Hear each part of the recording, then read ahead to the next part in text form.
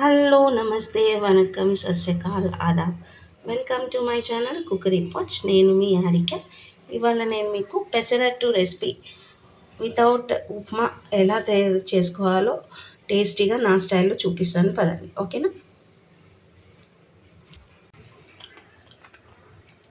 చూసారు కదండి, నేను ఇలాగ ఒక గ్లాస్ తోటి పెసలు తీసుకున్నాను. అండ్ ఇదే గ్లాస్ తోటి హాఫ్ గ్లాస్ రేషన్ బియ్యం తీసుకున్నాను అన్నమాట.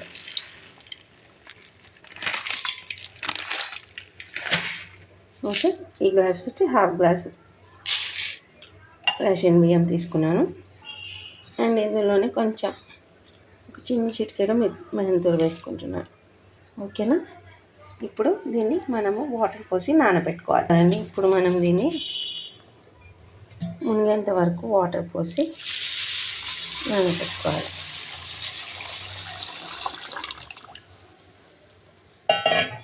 ఇలాగా ఓకే, ఓవర్ నైట్ సోక్ చేసుకోవాలి.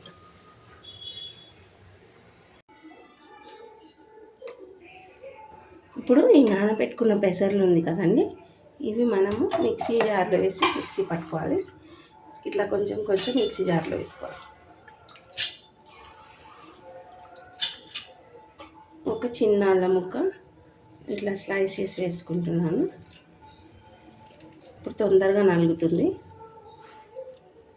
అండ్ ఒక పచ్చిమిర్చి, ఇట్లా కొంచెం సాల్ట్, సరిపడా ఉప్పు వేసి మిక్సీ పట్టుకోవాలి. చూసారు కదండి, ఇలా నేను పిండి పట్టి పెట్టుకున్నాను అనమాట, పెసరట్టు పిండి. ఓకేనా? ఇప్పుడు మనం నెక్స్ట్ ప్రాసెస్కి వెళ్ళిపోదాం. మనం ఒక చిన్న ఉల్లిపాయ, క్యారెట్, కొత్తిమీర ఇవన్నీ సన్నగా గ్రేట్ చేసుకోవాలి. ఓకేనా?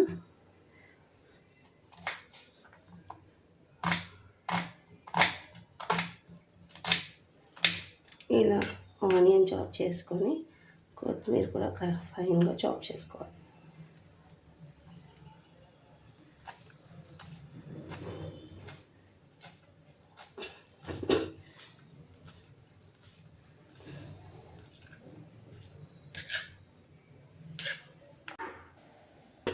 ఒక క్యారెట్ తీసుకున్నాం కదా, ఒక గ్రేటర్ తీసుకొని ఇట్లా క్యారెట్ని కూడా ఇలా గ్రేట్ చేసుకోవాలి.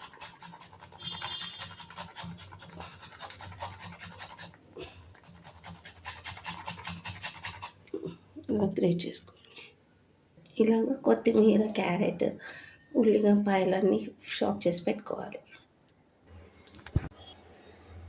ఇది ఐరన్ పాన్ తీసుకుంటే అయితే మంచిగా ఉంటుంది అనమాట, దోశలకి అతుక్కోకుండా వస్తుంది. అండ్ ఇలా ఉల్లిపాయ రుద్దుకోవాలి చక్కగా. ఉల్లిపాయ రుద్దుకుంటే దోశ ఎప్పుడు స్టిక్ అవ్వకుండా బాగా వస్తుందండి. ఓకేనా? ఇలాగా చూసారు కదా. ఇప్పుడు మనము ఈ దోశ బ్యాటర్ ఉంది కదా, దోశ బ్యాటర్ తీసుకోవాలి. బాగా మిక్స్ చేసుకున్నాను ఒకసారి. ఇది ఇన్స్టెంట్గా చేసుకోవచ్చండి మీరు. పిల్లలకి కూడా చాలా హెల్దీ. ఎవరైనా పిల్లలు తినని వాళ్ళు, ఇష్టపడని వాళ్ళు కూడా ఇలా చేసుకొని తింటారనమాట. ఇట్లా ఒక 2 స్పూన్స్ పిండి వేసుకోవాలి. వేసుకొని చక్కగా ఇట్లా స్ప్రెడ్ చేసుకోవాలి దోశని. మంచి పెద్ద దోశ వస్తుందండి. ఇట్లా ఒక 2 దోశలు తింటే మీకు ఇక రోజంతా ఆకలేదు. రిచ్ ఫైబర్ ఉంటుంది ఇందులో, మంచి ప్రోటీన్ ఫుడ్, చక్కగా హెల్దీగా కొంచెం వెజిటేబుల్స్ కూడా యాడ్ చేసుకుంటున్నాం మనము, కాబట్టి చాలా హెల్దీ అన్నమాట. ఇప్పుడు దీని మీద మనం ఇలా జీలకర్ర వేసుకోవాలి. జీలకర్ర వేయడం వల్ల డైజెషన్ మంచిగా ఉంటుంది. అండ్ సన్నగా తరిగిన ఉల్లిపాయలు ఇలాగా, అండ్ క్యారెట్ కొంచెం ఇలా క్యారెట్ గ్రేట్ చేసి వేసుకున్నాను. మీకు ఎక్కువ ఇష్టమైతే ఎక్కువ వేసుకోండి. అండ్ కొత్తిమీర, ఇలా కొత్తిమీరతో అక్కడక్కడ చక్కగా ఇలా చల్లుకోండి. మీకు ఇష్టమైతే చీజ్ కూడా వేసుకోవచ్చండి, కానీ నాకు పెసరట్లో చీజ్ ఇష్టం ఉండదు, కాబట్టి నేను ప్లెయిన్గానే వేసుకుంటున్నాను. ఇప్పుడు మనం దీన్ని ఇట్లా ప్రెస్ చేసుకోవాలి. మనం లైట్గా ప్రెస్ చేసుకుంటే ఇవి ఊడిపోవు అనమాట. చూసారు కదా, ఇట్లా ఇప్పుడు మనం ఆయిల్ వేసుకోవాలి. ఇట్లా సైడ్స్ అంతా ఆయిల్ వేసుకోవాలి. చక్కగా ఇలా ఆయిల్ వేసుకొని కొంచెం పైన కూడా ఆయిల్ కానీ గీ కానీ మీ ఇష్టం ఏదైనా వేసుకోవచ్చు. గీ వేసుకుంటే కూడా బాగుంటుంది, కానీ మా ఇంట్లో గీ తినట్లేరు ఈ మధ్య, అందుకని వేసుకోవట్లేను. ఇప్పుడు ఇలాగా ఒక 2 మినిట్స్ మూత పెట్టేసేయాలండి. సిమ్లో పెట్టేసి మూత పెట్టేసి చక్కగా ఇది మగ్గిపోతుంది అన్నమాట. చూసేద్దామండి ఇప్పుడు దోశ ఎలా అయిపోయిందో. చూసారు కదా, చక్కగా పర్ఫెక్ట్గా కుక్ అయిపోయింది దోశ. ఇప్పుడు మనము దీన్ని ఫ్లిప్ చేయవచ్చు అనమాట.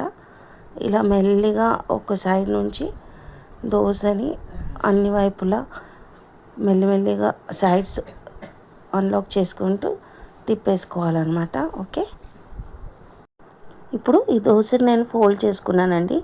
ఫోల్డ్ చేసుకొని ఏ వైపు అయితే దోశ కాలలేదో ఆ వైపుకి టర్న్ చేసుకొని చక్కగా మనము ఇలా అన్ని సైడ్స్ బ్రౌన్ కలర్లో ఫ్రై చేసుకోవాలన్నమాట. మీకు అవసరం అనుకుంటే ఒక 2 డ్రాప్స్ ఆయిల్ కూడా వేసుకొని ఫ్రై చేసుకోవచ్చు మంచిగా గోల్డెన్ బ్రౌన్ కలర్లోకి. అంతే, ఇప్పుడు దోశ రెడీ అయిపోయినట్టే. ఇప్పుడు మనం దీన్ని సర్వింగ్ ప్లేట్లోకి సర్వ్ చేసుకుందాము. ఓకేనా, నేనైతే ఇవాళ కొబ్బరి చట్నీతో సర్వ్ చేసుకుంటున్నాను. మీకు నచ్చిన చట్నీతో మీరు సర్వ్ చేసుకోవచ్చండి. ఏ చట్నీ లేకుండా కూడా ఉట్టి దోశ కూడా మీరు తినేసేయచ్చు. అంత టేస్టీగా ఉంటుంది ఈ దోశ, ఎందుకంటే అన్ని వెజిటేబుల్స్ వేసాం కదా, అందుకని. నచ్చితే మీరు కూడా ఈ రెసిపీ చేసుకొని ట్రై చేసి నాకు కామెంట్ చేయండి. నా ఛానల్ని లైక్ చేయండి, షేర్ చేయండి, సబ్స్క్రైబ్ చేసుకోండి. బాయ్.